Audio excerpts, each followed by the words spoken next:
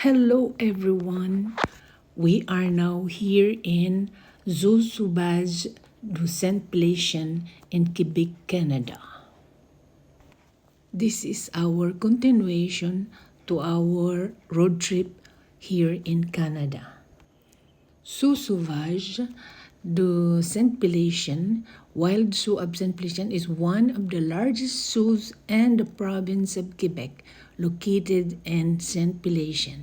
The zoo is dedicated to wildlife conservation of the boreal climate and is managed by the Center for Conservation of Boreal Biodiversity. The zoo was founded in 1960 through the initiative of Ghislaine Gagnon and 6 others who opened it on an abandoned fox farm lent to them by Haldane Laflamme. The zoo was set up as a traditional zoo that showcased exotic and North American animals.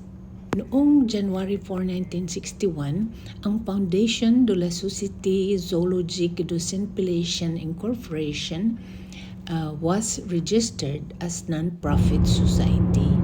1 month later, the foundation purchased L. Bernard and 24 hectares of land from Paul Gagnon. So ayan guys, pasensya na kayo kung mayroon English, French at saka Tagalog yung ating dito narration. Noong 1968, ang zoo owned more than 44 hectares and was home to 450 animals of 91 species. By this time, the zoo also included a restaurant, kitchen, and souvenir shop. Additional land was purchased in 1969, bringing the zoo holding up to 200 hectares. Ghislaine Gagnon began wondering if there was a better way to keep animals other than in cages, which resulted in the zoo being completely retro. Ayan, pagpasok natin dito sa zoo, grabe ang lakaran. Grabe, lakad ng lakad kasi sobrang lawak at sobrang laki. So kung pupunta ka, halimbawa punta ka dyan sa White Bear na yan, pagkatapos pupunta ka na naman sa group ng mga yung ibang klaseng mga wild animals, pero sasakay ka ng train. May train naman papunta doon sa malalayong lugar. Pero yung mas malapit-lapit, nilalakad lang. So halhal ang lola nyo sa kalalakad dito sa loob ng zoo, grabe. Wala man lamang yung parang may wheelchair ba na may na electric wheelchair. Yun yung gusto ko para hindi ka ba mapagod sa kalalakad. So dito sa zoo, opened its nature park trails on September 1972. The new zoo covered about 74 hectares and included a screened and train with about 4 kilometers of roadway from which visitors could observe animals that are native to Quebec. Freeing the animals to larger enclosures and putting the visitors in the cage.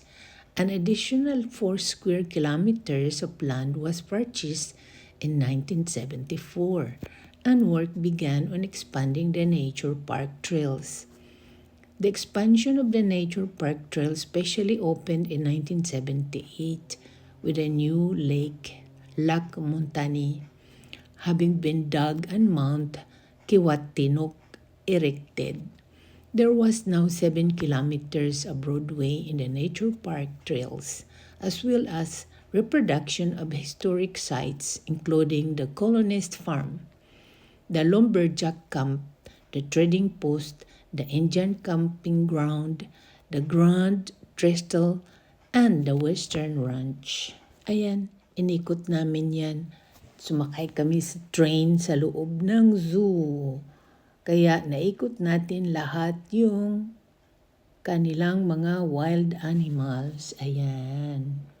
So ang zoo, palaki ng palaki at malaki rin ang mga turista na dumarating at siyempre malaki rin yung kita nila rito. Kaya in-improve nila yung kanilang information ticketing entrance.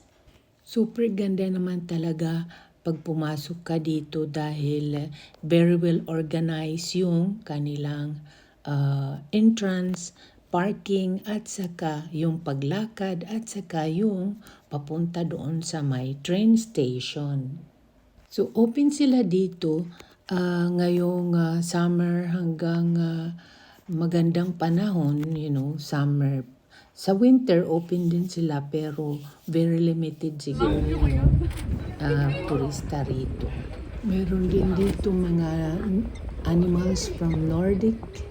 During the year, committee was created to decide whether or not the wild zoo should abandon its exotic animal collection. The idea is to make the decision came from consideration that the wild zoo needed its own niche to attract clients, believing that visitors seeing exotic animals in other institutions. Excited ako sa mga wild animals mga dito sa Quebec. Grabe, hindi nakita ko lang yan sa mga libro, mga pictures, ayan, pero ngayon, wow, reality na talaga. Grabe. Ang mga animals dito sa loob ng zoo ay harbor seals, river otters, raccoons, porcupines, bald eagles, great blue herons, wolverines, and fishers. Ayan. Di ko alam kung ano ang Tagalog ng mga yan. Kaya English na lang. Dito sa zoo, may nakita din ako ng Asiatic lion, fishing cat, jungle cat, leopard cat. Dito sa zoo, maraming animals ang nag-receive ng whole prey in their diet.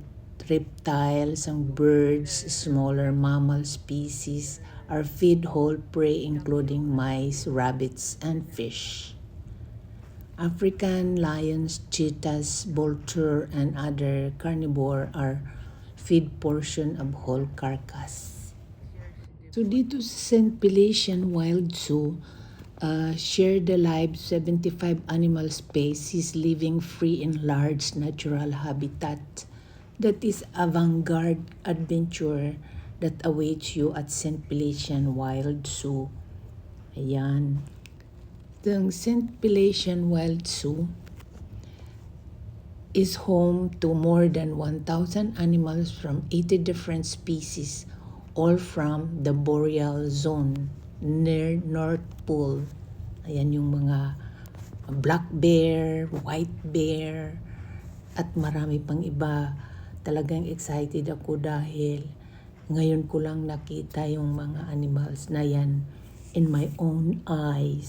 So, bago kami pumunta dyan sa Zoo Sauvage, naka-online reserve kami para pagdating namin hindi na kami pipila or pila na lang kami para kunin o yung ticket namin.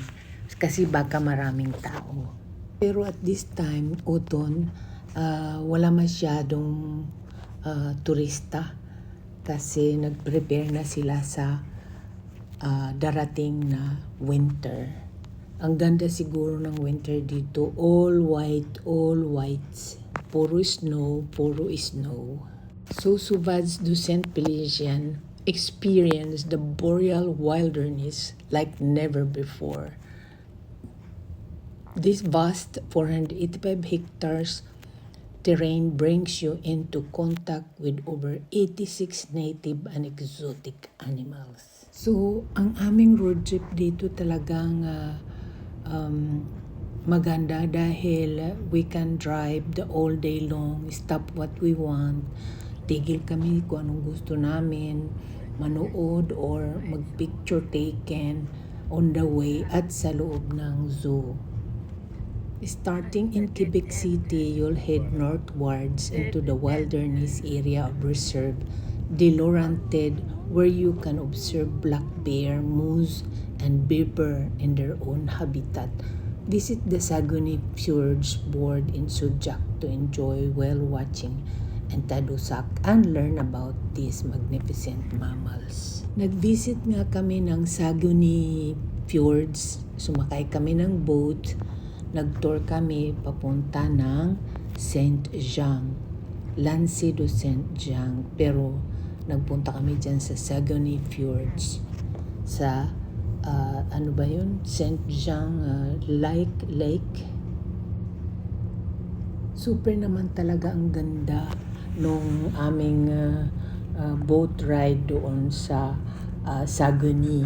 So, inikot namin from the zoo papuntang Saguenay. Hindi na kami nagpunta sa whale watching sa Tadoussac kasi nakapunta na kami sa whale watching sa Iceland. Mas maganda dahil sa Iceland talagang wow. Wow na wow talaga ako doon sa Iceland. So, what animals is a silent killer? Naku, ingat tayo ha. Stonefish. The Indo-Pacific stonefish is a silent assassin of the sea. This 13-inch fish like to hang out in shallow water near the rocks and mud. It resembles making it difficult to see and easy to step on by accident. The fish spine inject venom that is extremely painful and can be fatal to humans. Ayan, kakatakot pala yun. Meron palang isdang nakakamatay, silent killer. Pero wala naman sa atin yan sa Pilipinas eh. Yung silent killer na fish na yan eh. Sa mga wild animals doon sa atin eh. Sabi nila, meron daw very rare animals on earth. Ito ay ang Cape Vulture, Temic Pangolin, Damara Dikdik, Anchitas dwarf, python, and spotted rubber frog. Oh my gosh. Yun yung mga rare animals daw sa earth, dito sa atin, mundo. In Quebec, on the Quebec-Labrador Peninsula, polar bears have developed a unique behavior in the world. They congregate in rivers to catch Arctic char that swim upstream to spawn. During the fall run, the probability of observing fishing polar bears in excellent. Wow, exciting siguro yun. Kita ka ng polar bear na kumakain doon sa river.